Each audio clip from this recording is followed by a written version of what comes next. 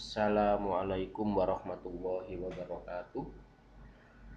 Selamat berjumpa kembali dalam virtual kali ini.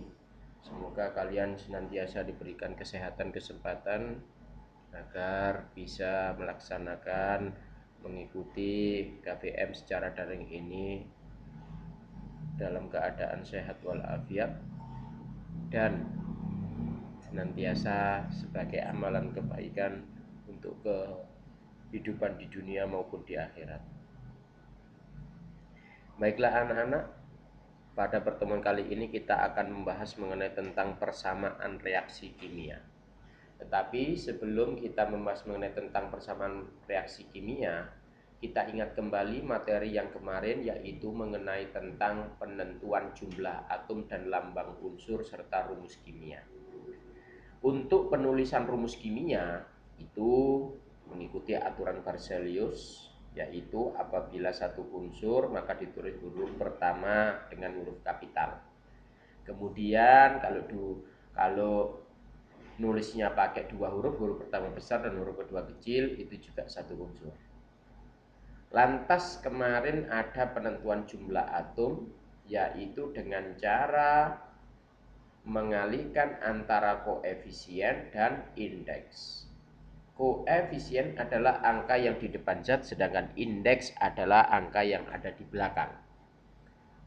Jadi untuk menentukan jumlah atom itu koefisiennya dikalikan indeksnya.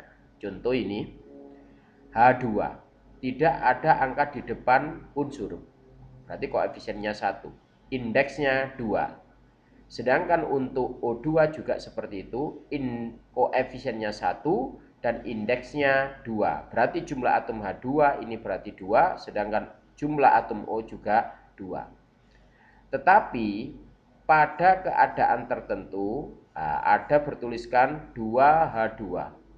Maka dengan kondisi seperti ini, untuk menentukan jumlah atom hanya berarti koefisien kali indeks, berarti hanya ada 4.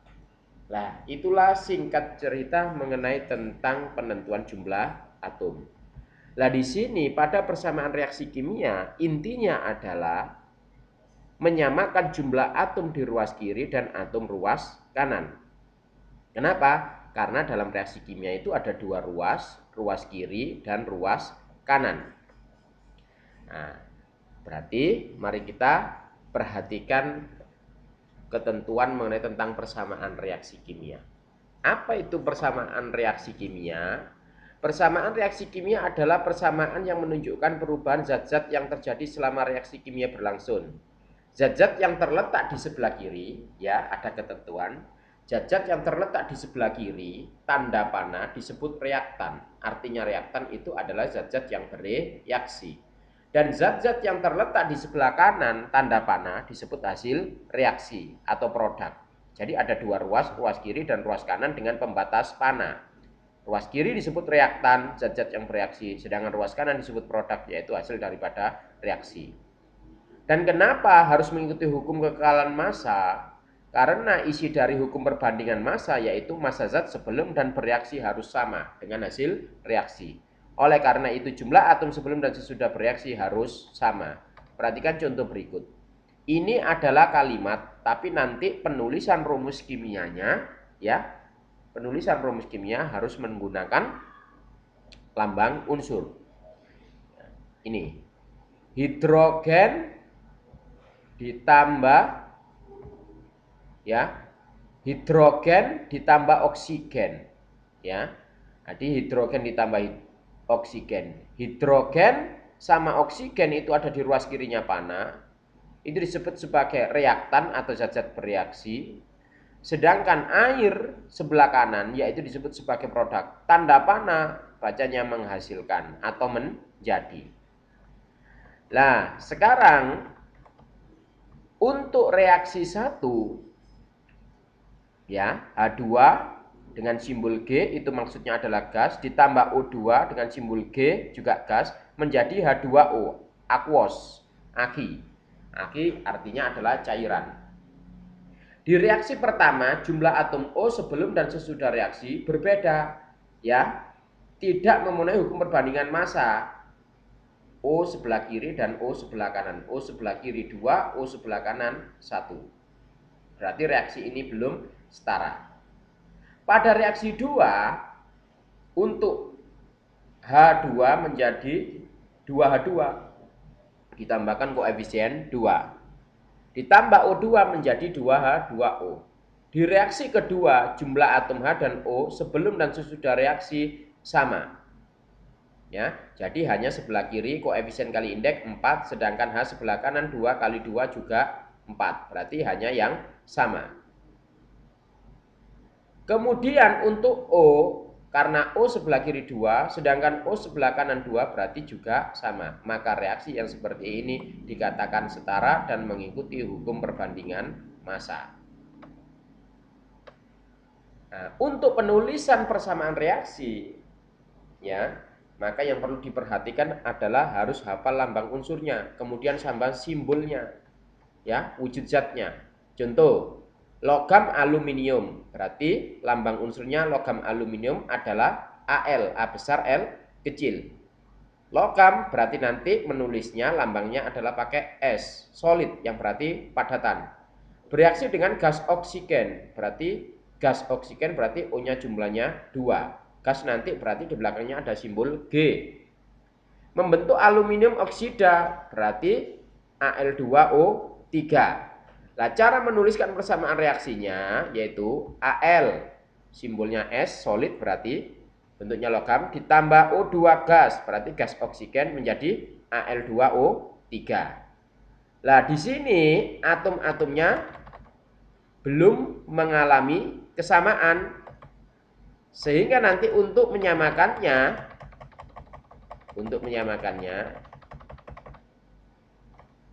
maka harus ditambahkan koefisiennya,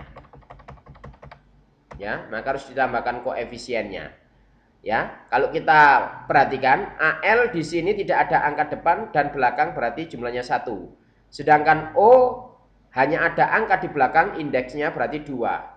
Yang sebelah kanan Al-nya jumlahnya 2, yang sebelah kiri Al-nya masih 1. Maka perlu ditambahkan koefisien Al sebelah kiri sebanyak 2, sehingga nanti Al-nya sama. Akibat dari pemberian koefisien yang terdapat pada Al sebelah kiri, maka jumlah O, ya, jumlah O-nya yang ada di sebelah kiri 2, sedangkan yang ada di sebelah kanan 3. Berarti nanti supaya nanti O-nya menjadi sama, ya, maka O yang sebelah kiri berikan koefisien 3 sehingga O-nya jumlahnya 6. Untuk sebelah kanan O-nya diberikan koefisien 2 sehingga nanti Al2-nya menjadi 4, sebelah kanan O-nya menjadi 6. Dan Al sebelah kiri harus dikasih koefisien 6, barulah sama. Jadi nanti hasilnya adalah 6 Al, kemudian O-nya di sini 3, dan Al-nya di sini menjadi 3. Maaf, sebentar. Nah, di sini 2 Al, lah seperti ini. Nah, berarti ini 4, ya. Jadi Al-nya menjadi 4, kemudian O-nya menjadi 6. Nah, itu. Berikutnya adalah penyetaraan persamaan reaksi. Nah, yang perlu kalian perhatikan untuk menuliskan caranya ada 5 langkah. Tuliskan persamaan reaksi yang belum setara. Tentukan jumlah atom ruas kiri dan ruas kanan. Setarakan jumlah atom tiap unsur atau senyawa di ruas kiri dan kanan. Periksa kembali jumlah atom di ruas kiri dan kanan, serta berikan wujud zat, di mana G adalah gas, S adalah solid, L liquid, dan AgI aqueous adalah cair. Nah, contoh Pembakaran gas butena. Butena mempunyai rumus molekul C4H8 dengan gas oksigen, berarti mempunyai rumus molekul O2, menghasilkan gas karbon monoksida dan uap air. Disuruh menuliskan persamaan reaksinya dan menyetarakan jumlah atom-atomnya. Berarti yang pertama C4H8 ditambah O2 menjadi CO plus H2O.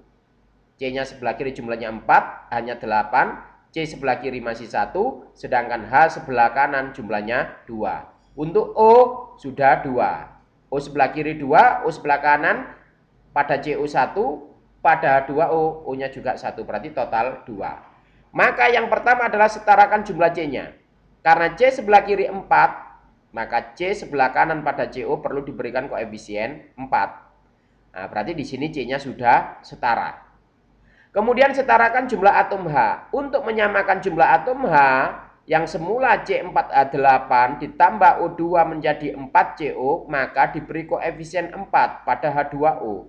Berarti hanya sekarang sudah sama. H sebelah kiri 8, H sebelah kanan juga 8. Berikutnya setelah C dan H setara, maka setarakan jumlah O-nya. Berarti O yang ada total di sebelah kanan 4 kali 1, 4. O yang kedua 4 kali 1, 4. Berarti total O-nya 8. Maka perlu yang kiri O-nya dikasih koefisien 4. Supaya nanti menjadi 8. Nah, kalau sudah setara, baru kemudian kita tuliskan, ya, yang terakhir yaitu C4H8 wujudnya tadi karena gas berarti simbolnya G.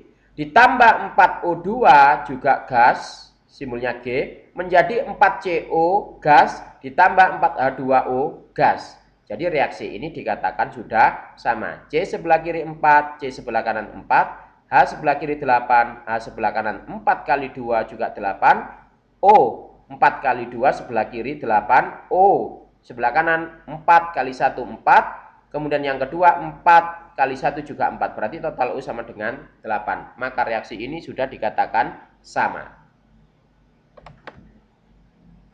Ya. Nah, itulah mengenai tentang langkah atau tata cara dalam menyetarakan persamaan reaksi. Jadi yang perlu diubah, yang boleh diubah itu adalah koefisien. Indeks tidak boleh diubah. Ya.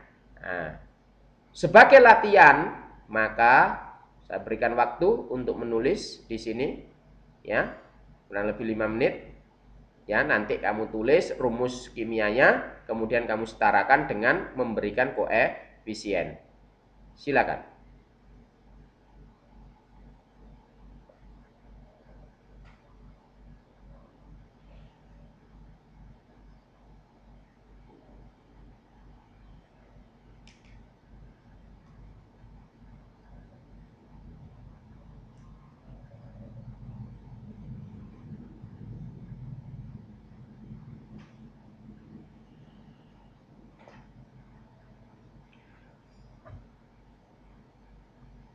Berikutnya, soal yang nomor 2.